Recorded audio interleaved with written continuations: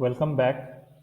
In our last video, we have discussed about the gametogenesis in male, that was spermatogenesis. In this video, we will discuss about gametogenesis process in females, which we call as oogenesis.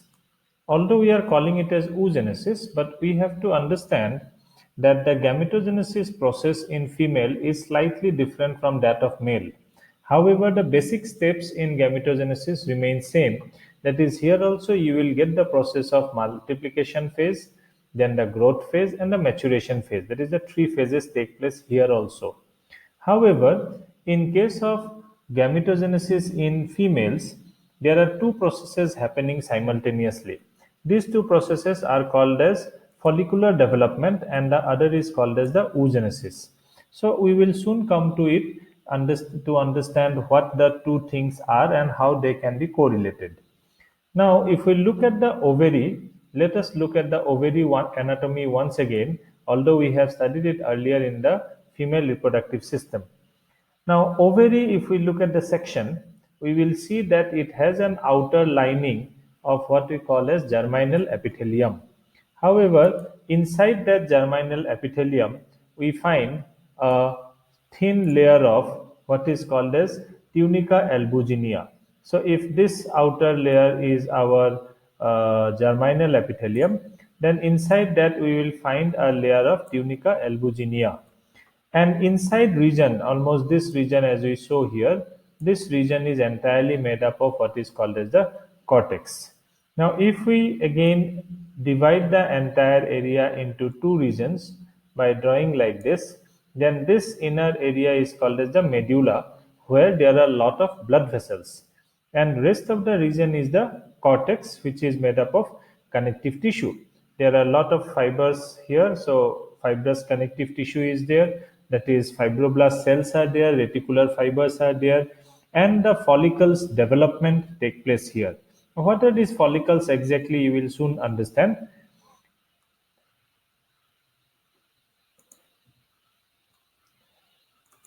Continuation of this discussion. Follicular development is the first topic that we will discuss here. As you see in this cortex region, there is slowly these rounded structures which are increasing in their size. These rounded structures are what we actually call as the follicles. Now these follicles are formed due to various cells which are formed from the germinal epithelium. Now, please understand the process. We will come back to the diagram for better understanding. The cells of the germinal epithelium, which are present as the outermost layer, they first of all differentiate in the fetal ovary. Now, when they differentiate, there are two type of cells they form. Okay, one is called as the oogonia, that is plural. Singular is oogonium or the ovum mother cell, and the other is called as the granulosa cells, or we sometimes also call it as follicular granulosa. Now, when this oogonium, singular one oogonium, is surrounded by some amount of granulosa cells, then the structure which is formed is called as a follicle. Okay, so like you can see in this diagram, a schematic diagram is drawn here, where there is one cell in the center which is surrounded by a layer of another type of cells. So the central cell is actually the oogonium, which in future will develop into an ovum, and the surrounding cells are called as the granulosa cells. The first type of cells which are formed here are called as the primordial follicle. However, in most of the books, we start our discussion from primary follicle. Now, what happens is this primordial follicle actually undergo continuous mitotic division to form more and more number of cells or the follicles, which are called as primary follicles. This is actually the first step in the follicular development. Then these primary follicles, they will develop into secondary follicle by undergoing certain changes. That is, they get covered with some additional layers of the granulosa cells, means the amount of granulosa cell layering will increase. If in primordial follicle there was a single layer of granulosa cell, in primary follicle maybe few more layers are formed. In secondary follicle, even more layers of primary follicles are formed. You can see in this diagram clearly how multiple layers of follicular cells or granulosa cells is there in the surrounding. Also, there will be formation of a layer called as theca layer surrounding the entire follicle. This theca layer is basically nothing but a layer of cortex tissue which is formed, because this development is happening in the cortex. So it is the tissue in the cortex or the fibers in the cortex which together forms a single layer called as a theca layer. Then we call this structure as a secondary follicle. Now secondary follicle undergoes the development wherein there will be more layer of granulosa cells, and the theca layer now differentiates into two. That is, one is called as the theca interna, which is made up of the cells, and the other is called as theca externa, which is made up of fibers, both derived from the cortex layer.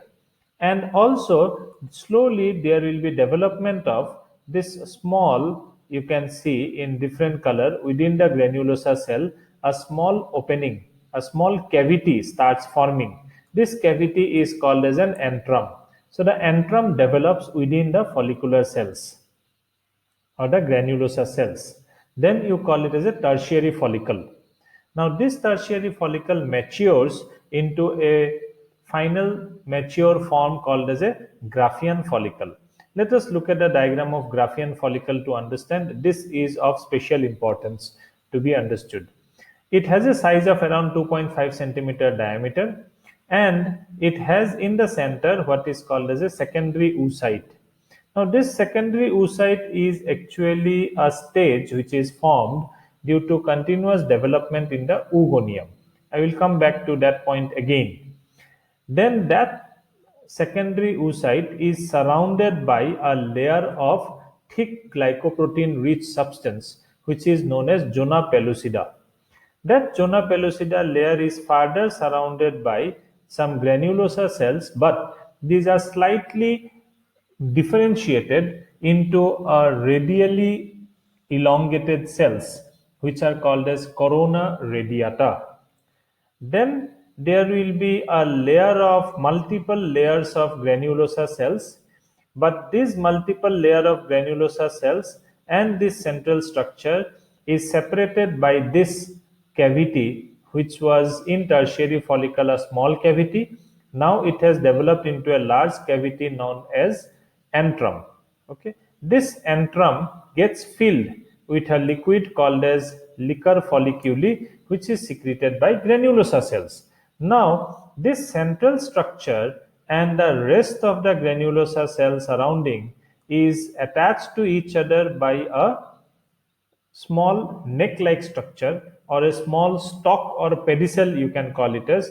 This is called as cumulus oophorus. However, it is not something separate. It is also made up of some granulosa cells only. So overall, this entire structure is again surrounded by those same layers of theca interna and theca externa. Together, the entire structure is known as the Graafian follicle. Okay, so let us do a fast revision through this diagram. So primordial follicle is a oogonium surrounded by the granulosa cells. Then it will develop more layers of granulosa cells and continuous division will take place to form huge number of primary follicles. Almost around 2 million primary follicles are formed, and interestingly it is formed before the birth of the child, means at its prenatal stage itself. However, out of those 2 million primary follicles, continuously some amount of follicles keep on undergoing death. As a result, their number keep on decreasing. Therefore, this process of death of follicles is known as, remember the term, follicular atresia, and the dead follicles are called as atretic follicles. Now, due to continuous death of these follicles, primary follicles, by the time individual reaches its stage of puberty, we are now currently talking about a prenatal stage, 2 million primary follicles, they will develop into they will remain like that, and the individual will grow, it will take birth, it will go through the childhood phase, and it will reach puberty, By that time, only around 60 to 80,000 follicles are left out, primary follicles are left out.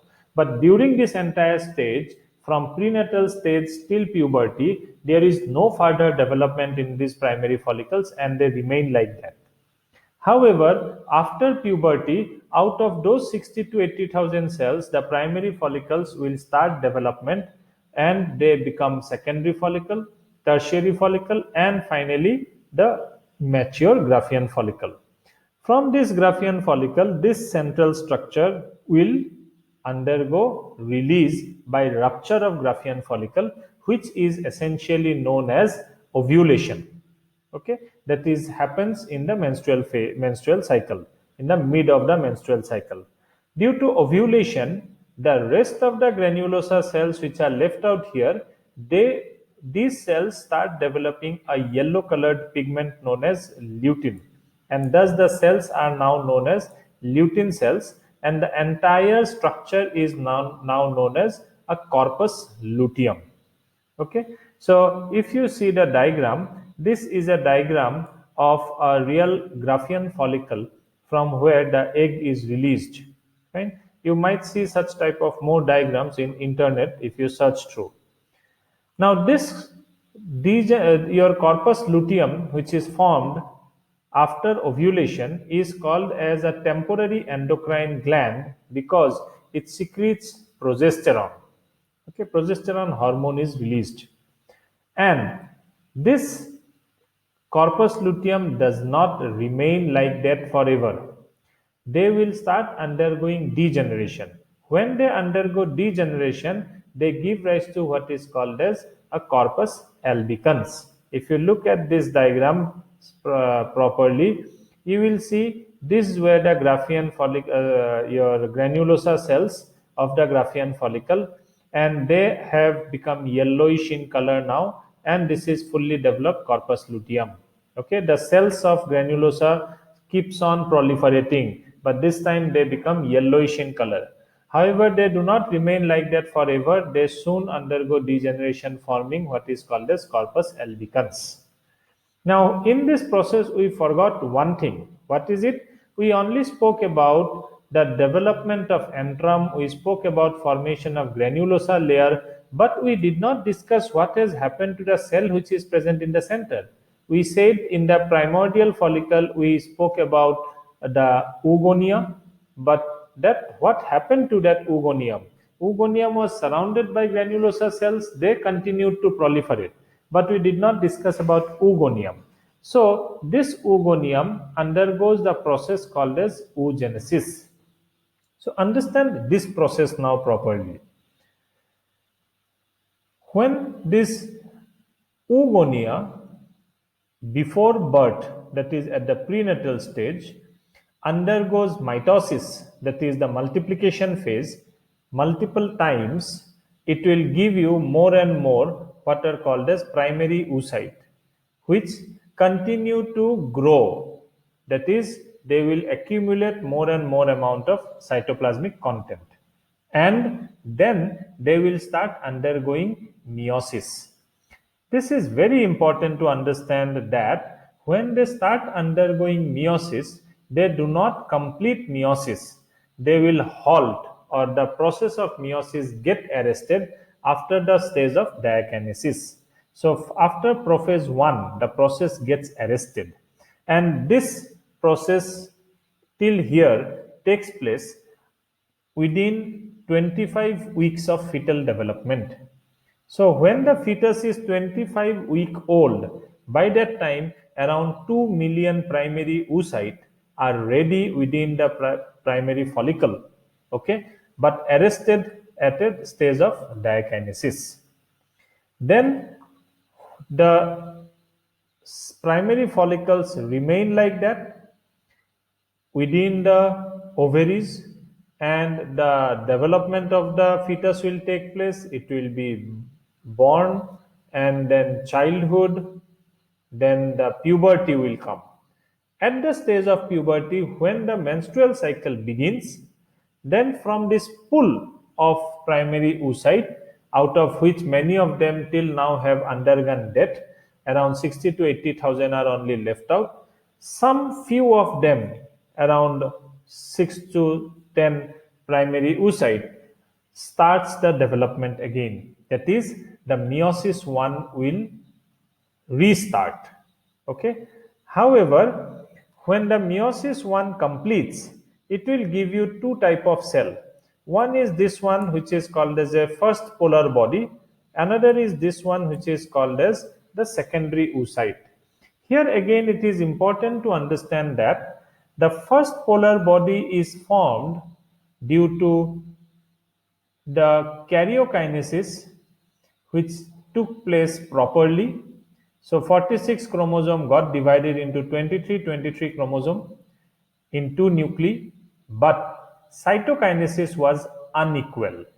So first polar body receives very less amount of cytoplasm and maximum cytoplasm is left out in the secondary oocyte. Please understand this properly. Then the secondary oocyte will continue the second meiosis, but again the process will continue only till the metaphase 2. After that, again it gets arrested. Now at that time, the follicular development takes place till the Graafian follicle. So that's why inside the Graafian follicle, we said that there is a secondary oocyte present, halted at the stage of metaphase 2. And the release of the secondary oocyte take place, which is called as ovulation. The lifespan of an secondary oocyte which is ovulated is hardly around 48 hours maximum. So within that time, if there is no sperm received by it, then it will die in that stage itself without completing the second meiosis. However, if it receives a sperm, then the entry of sperm into the egg, or when the sperm comes in contact with the egg, then there will be restarting of the meiosis 2. When the meiosis 2 restarts and completes, then again one more polar body is formed, which is called as the second polar body. And on the other hand, a mature ovum is formed, which is now ready to fertilize with the sperm. So in the process, what happens? Although one cell in normal meiosis is supposed to give you 4 haploid cells, but here primary oocyte, which was undergoing the division but not completed, so it is still diploid, undergoes first meiotic division to give you one cell which is haploid, but it is a polar body which minimum amount of cytoplasm, which has no function. In future it will be degraded. That polar body may or may not undergo the second meiotic division. In human beings, it usually does not. But the other cell, that is the secondary oocyte, will continue the second meiotic division, and after completion, it will give you another second polar body, which is also non-functional because it has minimal amount of cytoplasm or negligible amount of cytoplasm and is going to get degraded. And the mature ovum is thus formed only one. So one ovum is only formed, or one gamete is only formed from the gamete mother cell, that is oogonium finally. So that's how it is ensured that only one egg at a time is produced and not more than one is formed. That is the significance of the polar bodies. So that is the process of oogenesis. However, if I compare both the process of follicular development and oogenesis, we will see that before birth, the follicular development, which is called as primordial follicle, within that oogonium undergoes only mitosis, and then the growth will take place. Also, the initial division, that is the prophase 1, will take place of the meiosis 1, but it gets arrested or halted after that. Then when the follicle starts developing after puberty to primary follicle, secondary follicle, tertiary follicle, and so on, at the same time, inside the primary oocyte, which was halted in prophase 1, it continues the development and ultimately gives you a secondary oocyte. By the time it becomes a secondary oocyte, the follicle becomes a mature Graafian follicle. When the ovulation takes place, the secondary oocyte is released, which only if receives a sperm can complete the maturation phase to give you a functional, fully mature ootid or ovum ready for fertilization with the sperm.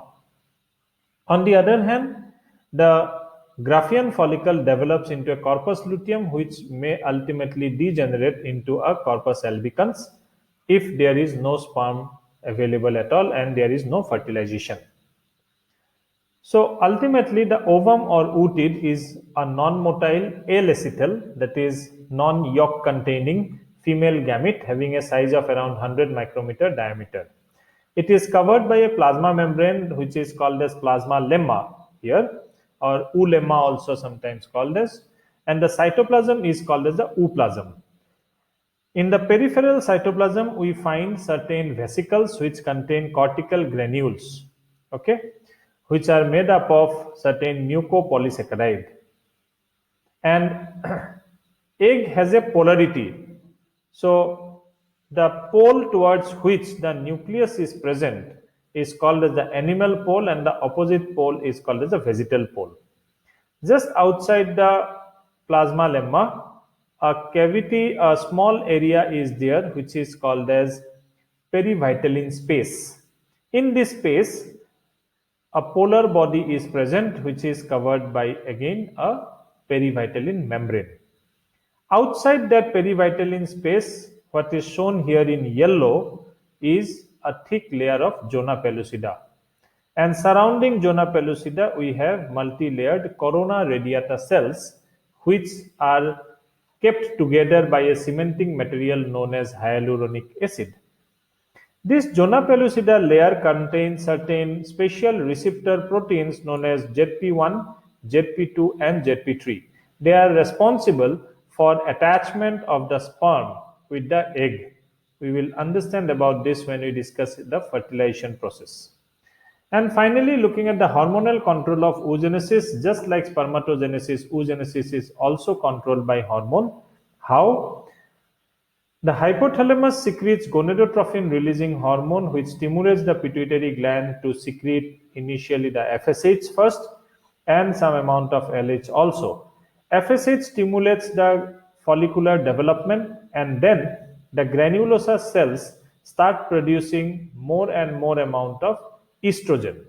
When the estrogen level keeps on increasing, it will give a positive feedback to the pituitary gland anterior lobe to produce more amount of LH and also FSH.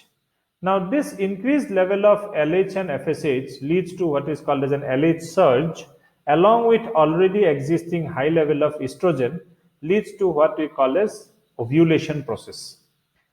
Once ovulation takes place, this Graafian follicle becomes corpus luteum, and corpus luteum start producing progesterone. While progesterone has an effect on the wall of the uterus, but in the oogenesis process, it will provide a negative feedback to the hypothalamus. Along with estrogen, inhibin is also produced and some amount of estrogen also produced, which gives a negative feedback to hypothalamus, and then hypothalamus will reduce the production of LH and FSH. So that is how the hormonal control of oogenesis take place. So that was all in the gametogenesis of female. Two processes we have discussed, that is the follicular development and oogenesis, and how the hormonal control of oogenesis take place. So in the next topic, we will discuss about menstrual cycle in female. So that was all for this video. Thank you.